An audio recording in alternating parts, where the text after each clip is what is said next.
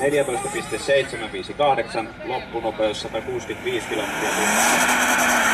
Siellä grillataan Pöllööljy E39, Kanguin Reimo.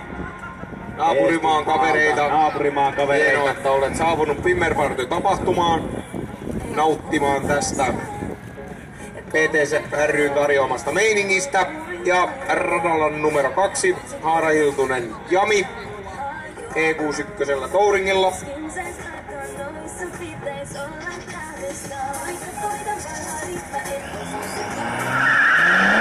Reaktio radalle 1, 0,274, rata numero 2, 0,502.